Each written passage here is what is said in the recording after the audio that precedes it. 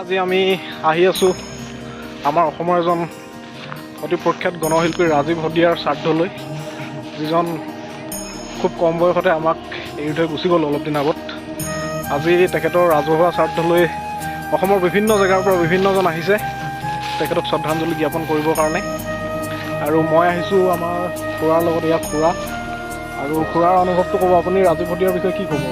ৰাজীৱ হদিয়া এজন সঁচাকৈ মহান মানুহ। ইমান মানুহে তেওঁক ভাল পায়, গতিকে আত্মাৰ পৰা আত্মা কিমানে আশীৰ্বাদ দিবৰ কাৰণে আহিছে। আমি আহিছোঁ, গতিকে সঁচাকৈ বহুত আমোদজনক। দিনটো যে এনেকৈ আহিব আমি ভবাই নাছিলোঁ। মানুহৰ বাবে আজি আমি গম পাইছোঁ এজন শিল্পীক এখন সমাজে কিমান বিচাৰিব পাৰে। হয় হয়, এখন অতি মানে বহুত বেলেগ অনন্য আৰু ব্যতিক্ৰমী শ্ৰাদ্ধ অনুষ্ঠান বুলি ক'ব লাগিব। আমি বাইকখন মূল জেগালৈ আনিবই নোৱাৰিলোঁ। আমি খুৰাই মই বাইকত আহিছিলোঁ, বাইকখন আমি বেলেগ এটা জেগাত ৰখাই থৈ আহিছোঁ। বহুত বেছি মানুহ, বহুত ভিৰ। আৰু গম পাব পাৰোঁ আমি যে এজন শিল্পী এখন সমাজৰ কাৰণে কিমান মানে গুৰুত্বপূৰ্ণ হ'ব পাৰে।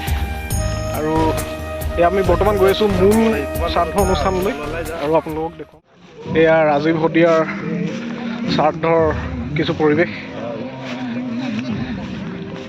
ইয়াতে ডক্টৰ ভূপেন হাজৰিকা ছাৰৰ গান বাজি আছে, আমি শুনিবলৈ পাইছোঁ। অসমত সময়ে সময়ে বিভিন্ন মহান মনীষীয়ে জন্ম লৈছে। ডক্টৰ ভূপেন হাজৰিকা, জ্যোতিপ্ৰসাদ আগৰৱালা, বিষ্ণুপ্ৰসাদ ৰাভা আৰু আমাৰ হদিয়াৰ আমাৰ এজন প্ৰখ্যাত গণশিল্পী ৰাজীৱ হদিয়া, যি দেশ জাতি মাতি নিজৰ মানুহৰ কাৰণে গান গাইছিলে। আজিকালি তেনেকুৱা গান পাবলৈ নাই, তেনেকুৱা গুড মিউজিক।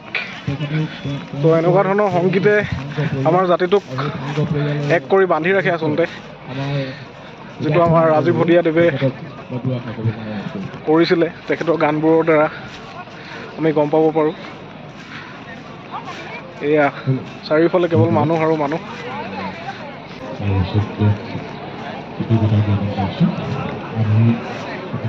মৰম দিলে আৰু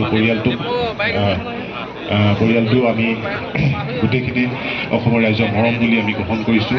আৰু পৰিয়ালটো প্ৰতিজন সদস্যই গৌৰৱান্বিত, আহ্লাদিত। পৰিয়ালটোৰ প্ৰতিজন সদস্যই আজি অসমবাসী ৰাইজৰ ওচৰত চিৰকৃতজ্ঞ, অসমবাসী ৰাইজক প্ৰণিপাত জনাইছে।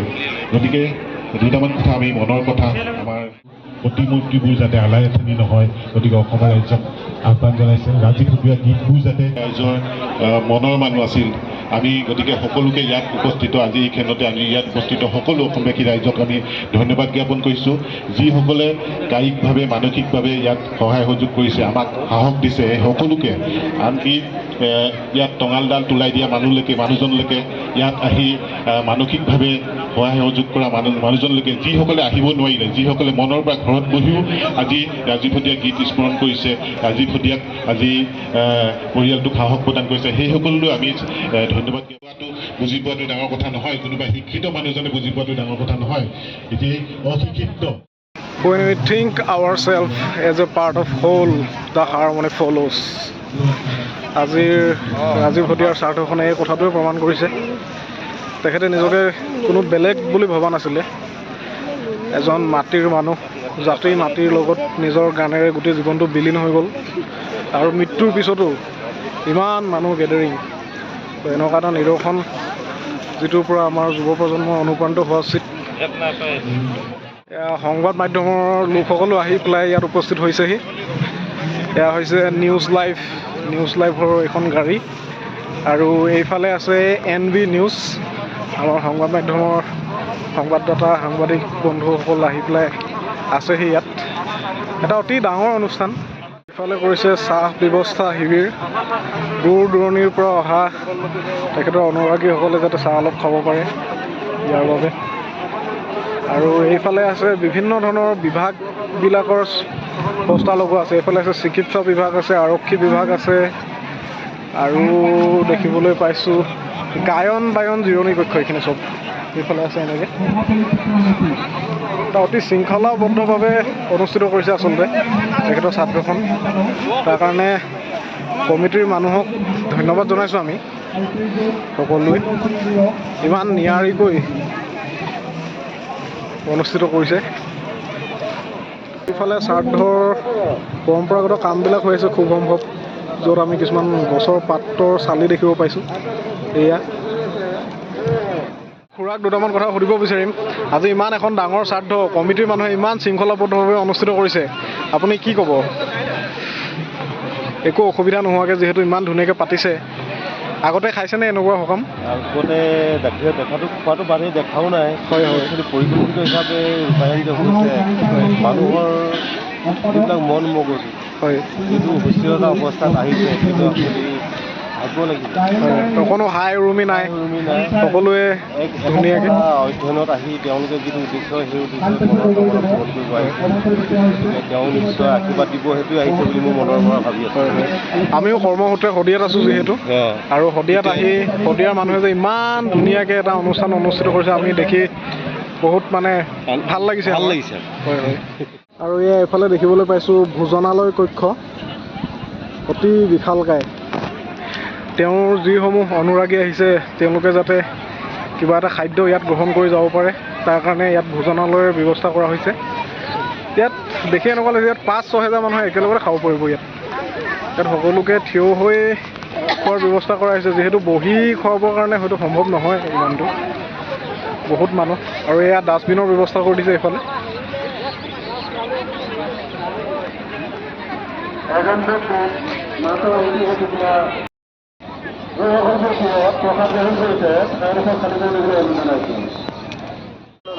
আৰু এইফালে এয়া প্ৰসাদ বিতৰণ কক্ষ, ট্ৰেক্টৰ আহি আছে।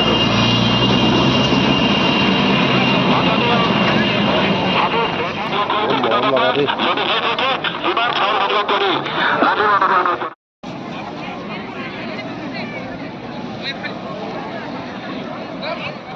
এয়া আমি খুৰা মই অকণমান ভোজন গ্ৰহণ কৰোঁ বুলি ভাবিছোঁ। এইফালে বিলাই আছে এনেকৈ। এয়া সকামৰ অকণমান ভোজন আমি গ্ৰহণ কৰিবলৈ লৈছোঁ। এখন মানে অতি ঐতিহাসিক সকাম, মানে এখন once in a life time memory. মই নিজকে বহুত ধন্য মানিছোঁ যে এনেকুৱা এজন মহান মনীষীৰ শ্ৰাদ্ধত আজি উপস্থিত থাকিছোঁ। বহুত ভাল লাগিছে আৰু বহুত মানে আধ্যাত্মিকো হৈ গৈছোঁ। তেখেতৰ প্ৰতি বহুত শ্ৰদ্ধাও উপজিছে। ৰাজীৱ শদিয়াদেৱৰ সকামত আমি আহিছোঁ। আপোনাৰ খুৰাৰ আজি অনুভৱটো কেনেকুৱা ধৰণৰ?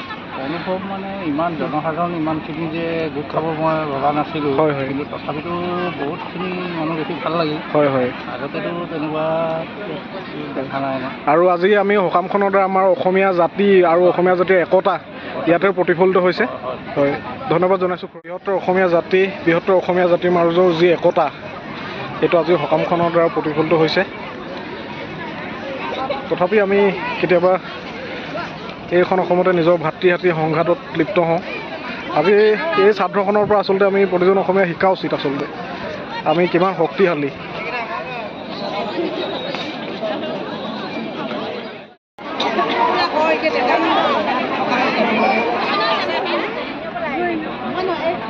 Kok kan dolar lige?